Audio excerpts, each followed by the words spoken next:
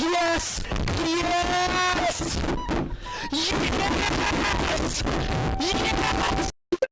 Not just because you saw something cool on someone's texture pack. You can't just simply, oh yeah, the swords on this pack looks great, I guess I can yeet that out, and then bam.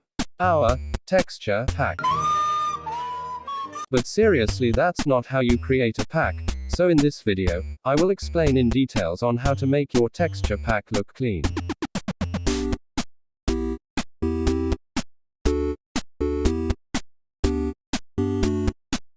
So, we all know texture pack is the main recipe of players in order to get W's. It can turn you like a PvP god in seconds.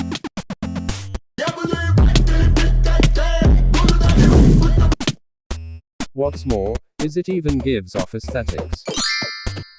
Honestly, texture pack making is not that hard. There's only a couple of aspects that makes a good texture pack: the base, or form, and color placement. These are some of the concepts of making a good texture pack. References: theme, canvas size, base, proportion, color palettes, lighting, shading and highlights. First, try finding some references before making a texture pack to improve your design.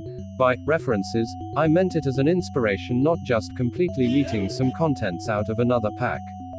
Then think of a theme. You only need to stick to your theme when making a texture pack, so there will not be left out bits, or out of place textures. Like for example, your theme is based on a dark vibe. You can't make something incredibly white, of course. You've got your theme now, so decide what size you want to work with. It is recommended to work with smaller canvas size like the default 16 by 16 size when you're still starting, and work with bigger canvases over time once you've mastered or learned from your experience. The larger the canvas, the more colors you can use. It can range depending on your canvas size. Canvas size is definitely something like a proverb. The larger the landscape, the more crops you can plant. IDK, maybe Steve said that. When starting, you can use a base pack according to your canvas size where you can trace and outline the form of your items or whatever that is. There's a default base pack in the description if you want to use it.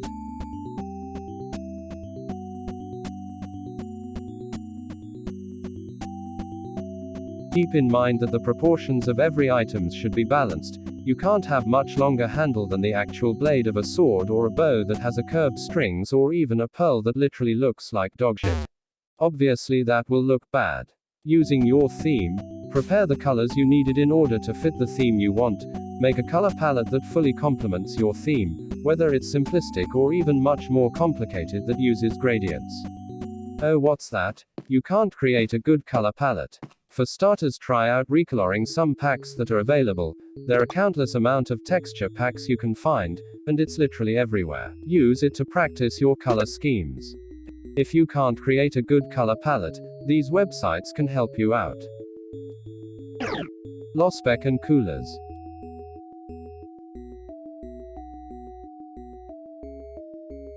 There's also a gradient tool that helps you out making a color gradient if you want to use it. Use gradients when you want to make smoother transition between colors. Keep in mind that do not overuse the colors on your pack, just use the right amount of gradients. Use hue shifting to make vibrant combination of colors. And using the same color by adjusting its brightness gives a cold or warm vibe.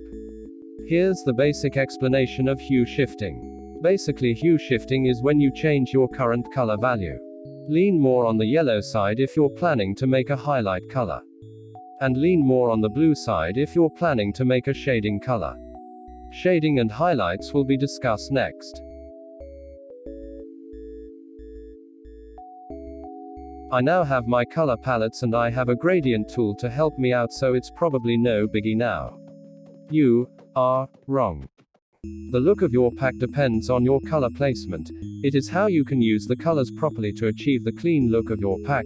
You can't just expect the gradient tool to do the work for you. And here where the shadings and highlights comes in. Lighting plays a very important part in here, as it would add depths to your creations. Basically, here how it works. You just need to decide where your light source will be. Usually the light source is on the top left, The closer your item to the light source, the lighter the colors should be, and if you are making a shadow, use a dark color for it. Gradients tool can give you a shading and highlights, but it's not best to rely on those. It's better to create your own color. I mean, look at this abomination. This is literally my first draft of a pearl which has terrible lighting and color choice. You can't even tell which is my light source because of these light colors in here and the lack of the shadow depth. Damn, this is really so terrible, I'm ashamed. Okay, next. If you're trying to make a line or curve turn, avoid making jaggies or misplacement of pixels. It's better to make it more linear than making it random, as would make it more cleaner. Also avoid using anti-aliasing, as it would make your pack blurry.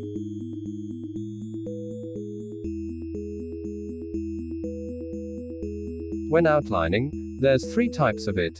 The one with no outline, the pure black outline, and IDK. What is this called? But I'm just going to call it the much darker one than the base color outline, which obviously look the best. You can use these kind of outlines based on your preferences.